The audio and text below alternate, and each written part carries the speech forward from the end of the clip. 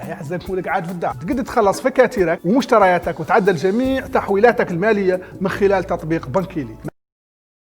الإخوة والأخوات أيها الصحفيون، مرحبا بكم مجددا في النقطة الصحفية اليومية حول جائحة كورونا.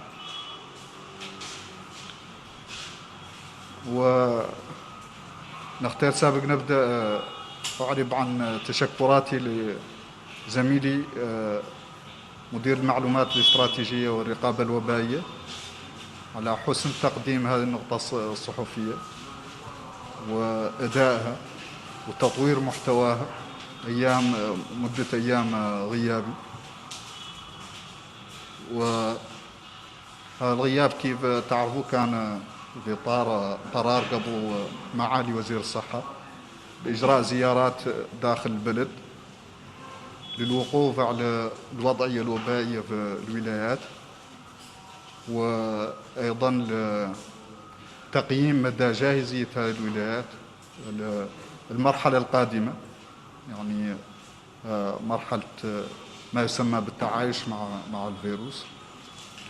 وهذا موضوع بالطبع ما زلنا لا نرجع له إن شاء الله بقدر من التفاصيل في الأيام المقبلة. وهكذا أجرينا زيارات في 8 ولايات، 4 منهم زارهم معالي الوزير نفسه، وظلينا اليوم في تدارس مخرجات هذه الزيارة، وستتابع هذه الزيارات إن شاء الله في الولايات الباقية، ولنا عودة حول هذا الموضوع في الأيام القادمة إن شاء الله. بالنسبة للحالة الوبائية اليوم فيها 118 حالة جديدة، من بينها 108 حالة مخالطة، 8 حالات مجتمعية، وحالتان مستوردة. كما نسجل بارتياح 64 حالة شفاء، ونحزن لفراق شهيد رحمه الله.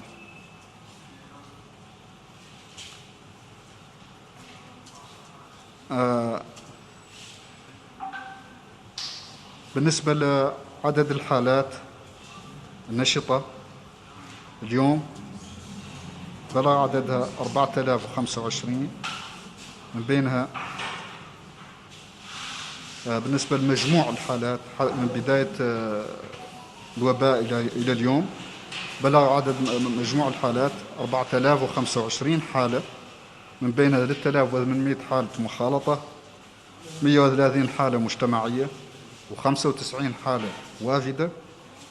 كما تم شفاء 1344 شخص من هذا المرض، ورحل جراءه مع كامل الحزن 121 شهيد، يرحمهم الله جميعا وليشفي جميع المرضى. الحالات النشطة اليوم 2560، من بينها 2200 حالتين دون أعراض، و340 حالة لديهم أعراض خفيفة، و18 شخص يحتاجون الرعاية. أما بالنسبة للفحوصات فعددها اليوم كان 889، من بينها 116 فحص للمتابعة، و773 للتشخيص. وهكذا وصل عدد الفحوص التي تم إجراؤها منذ بداية الأزمة إلى 38275 فحص. وتتوزع فحوصات 24 ساعة الأخيرة على النحو التالي بين الولايات: 6 من الحوض الشرقي، 8 من الحوض الغربي، 12 من العصابة، 8 من قرقل، 14 من البراكنة، 36 من ترارزة، 5 من أدرار، 17 في نواذيبو، بحصين في تقانت، 9 في دماقة، 26 في ترارزة، 375 في نواكشوط الغربية، 180 في نواكشوط الشمالية، و191 في نواكشوط الجنوبية. وتتوزع الحالات الجديدة على النحو التالي بين المقاطعات: من كيف 4 حالات، من كيهيدي حالة واحدة، حالة فلاق، فروسو حالتين، بنواذيبو 5 حالات، سيدي بابي حالة واحدة من فديرك، 9 حالات من القصر، 27 من تفرق زينة، 7 من دار النعيم، 7 من تيارت، 26 من توجونين، 24 من عرفات، و3 حالات من الميناء.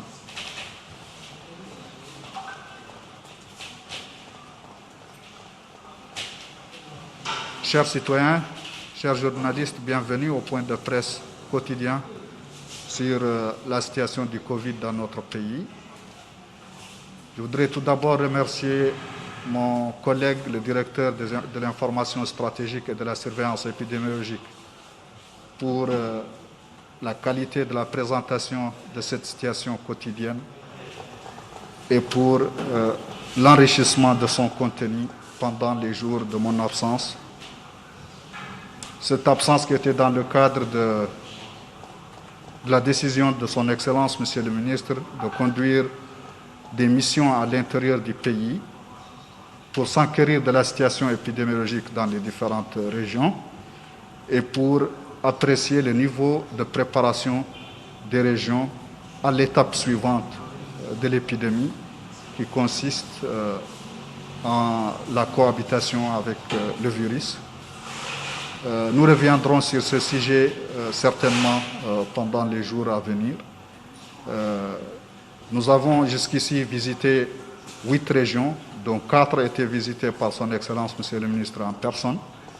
Nous continuerons dans les régions restantes et nous avons déjà aujourd'hui, nous nous sommes penchés déjà aujourd'hui sur les outputs de cette mission, de ces missions qu'on a effectuées, pour analyser l'information qu'on a collectée dans les régions et voir dans quelle mesure on peut répondre aux quelques manquements et les améliorations nécessaires. Quant à la situation épidémiologique de la journée d'aujourd'hui, elle comporte 118 nouveaux cas enregistrés durant les dernières 24 heures. Parmi ces cas, 108 sont des cas contacts, 8 cas communautaires, 2 cas importés. Nous avons enregistré avec succès la guérison de 64 patients qui étaient suivis et déplorons un décès qui s'est produit pendant les dernières 24 heures. Narjullah lahu rahmata wal ghufran. Ainsi, le nombre total de cas enregistrés dans le pays depuis le début de l'épidémie atteint 4025 cas, dont 3800 cas contacts, 130 cas communautaires, 95 cas importés. Nous avons enregistré jusqu'ici 1344 guérisons de cette maladie et malheureusement, nous avons perdu 121 de nos citoyens et de nos hôtes. Yarhamuhumullah jami'an wa liyashfi al-jami'. Quant aux cas actifs aujourd'hui, ils sont au nombre de 2560, dont 2202 cas asymptomatiques, 340 présentant des symptômes légers et 18 nécessitant un suivi rapproché. Pour ce qui est de la répartition des cas par Muqata'a, elle est la suivante. 4 cas de Kifa, 1 à Kaïdi, 1 à Aleg, 2 à Rosso, 5 cas à Nouadhibou, 1 à Selibabi, 1 cas de Vderik, 9 d'Iqsar, 27 de Tevrak Zena, 7 cas de Dar Naïm, 7 de Théaret, 26 de Toujounin, 24 d'Arafat et 3 cas d'Elmina. Assalamu alaikum wa rahmatullahi ta'ala wa barakatuhu wa ila ghadin insha'Allah. نتمنى السلامة للجميع. مشاهدينا الكرام، نعود